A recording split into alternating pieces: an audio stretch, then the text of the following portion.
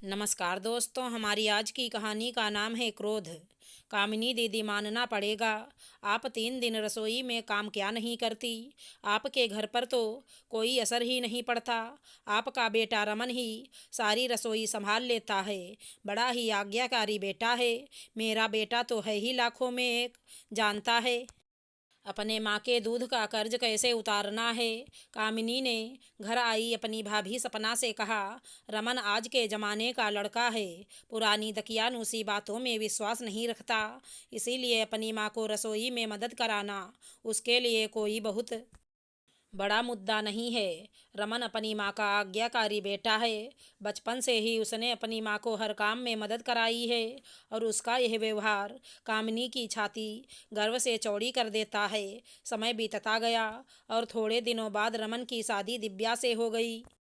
रमन का प्रमोशन हो गया था और इसलिए उसे एक अलग शहर में जाकर अपनी गृहस्थी बसानी पड़ी। शादी के कुछ महीनों बाद रमन ने अपने माँ बाप और अपनी बहन सोनिया को अपने शहर में रहने के लिए बुलाया। उनके आते ही दिव्या ने पलक पावड़े बिछा दिए। आने से पहले ही दिव्या ने क्या कुछ तैयारी नहीं कर रखी थी। उन लोगों के लिए उनका कमरा, गद्दे, रजाई, बाथरूम सब कुछ एकदम नंबर 1 बना कर रखा था। साथ ही रसोई में कितने ही तरीके के पकवान बनाकर भी तैयारी कर रखी थी। खास तौर पर अपनी ननद सोनिया का पसंदीदा पाइनएप्पल केक।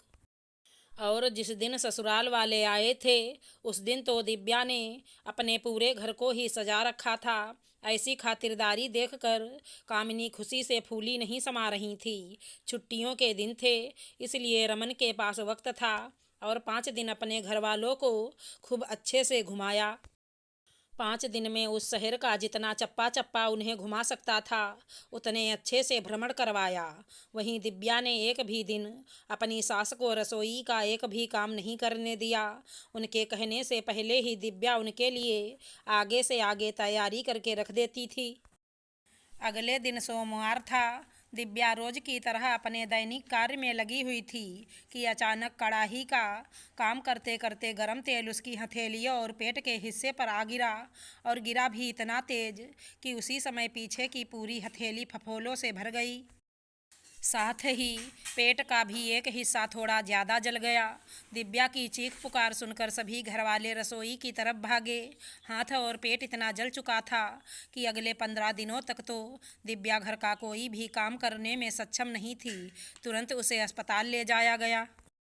भागती दौड़ती दिव्या के जीवन में अचानक से विराम लग गया। दिव्या हादसे से इतनी घबरा चुकी थी कि उसके तेज बुखार भी आ गया था। ऐसे में उसका आराम करना बहुत ज़रूरी था। अचानक से आई इस जिम्मेदारी की वजह से कामिनी जी के हाथ पांव फूल गए। सोनिया अपनी पढ़ाई का बहाना लेकर पहले ही अपने हॉस्टल में जा चुकी थी। जैसे तैसे नाक मुंह चढ़ाकर दिव्या की सास रसोई के काम तो करने लग गई थी, परंतु इसके अलावा भी घर में बहुत काम थे। बाथरूम, कपड़े, डस्टिंग, दिव्या की हर थोड़ी थोड़ी देर में दवाई खाने का काम भी अब बढ़ चुका था। रमन सुबह से ही सारे कामों में लगा रहता था। सुबह से शाम तक दिव्या का ध्यान रखने में वो कोई कसर नहीं छोड़ता था। रमन की माँ चुपचाप घर में होता यह सब काम देखती रहती थी, या यूं कहें कि रमन के द्वारा घर में इतना काम करना उसे बर्दाश्त नहीं हो रहा था। घर के बाकी काम हों तब तो ठीक था, लेकिन रमन द्वारा बहू के कपड़े धोना कामिनी को जरा भी बर्दाश्त नहीं हुआ। पर कर क्या सकती थी, या तो वो खुद बढ़कर ही यह सब काम करे, लेकिन यह उनके बस की बात नहीं थी।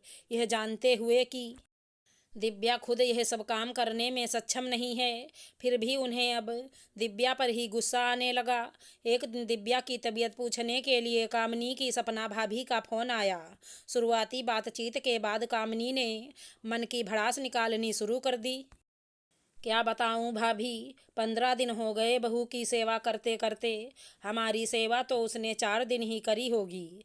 पिछले 15 दिनों से तो मैं ही उसकी खातिरदारी कर रही हूँ, और नाम हो गया कि हमारी सेवा करते करते उसका हाथ जल गया।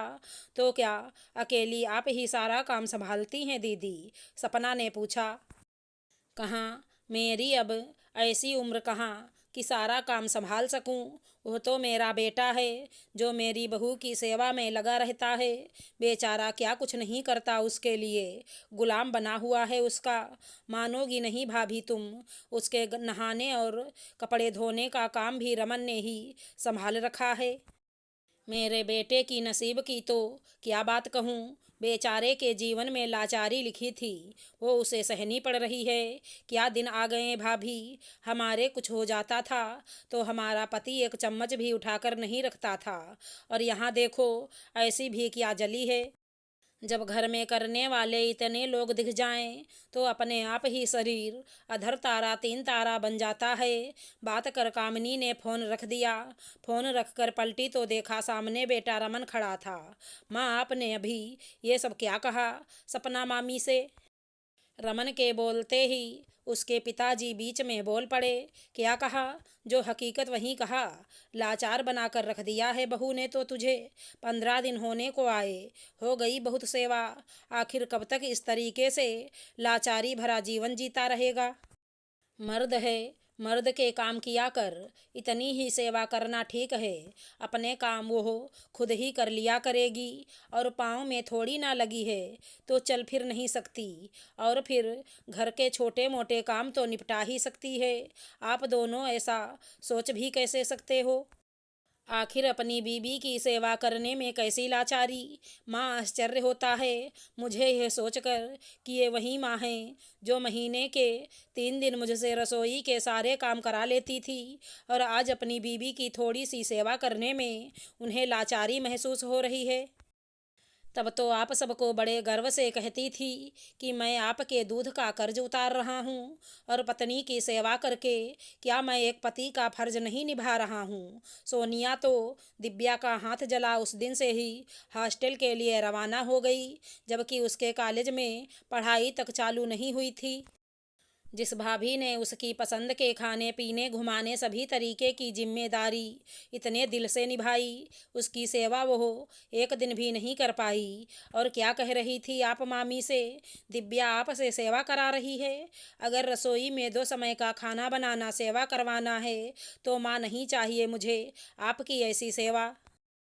और हाँ, एक बात और, जब बेटा बनकर आपकी आज्ञा का पालन करता था तो मैं आज्ञाकारी बेटा था, और आज पति बनकर 2 दिन पत्नी की सेवा कर दी तो यह लाचारी कैसी? आपको लगता है कि दिव्या का काम करके मैं लाचार हो गया हूँ तो इतनी लाचारी और सही।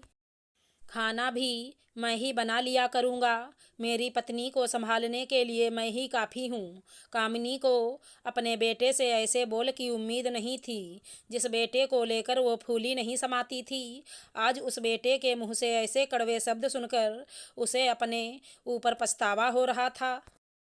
बात साफ थी, जब बेटा माँ बाप की सेवा करे तो आज्ञाकारी कहलाता है, और पत्नी की सेवा करे तो लाचार क्यों कहलाता है।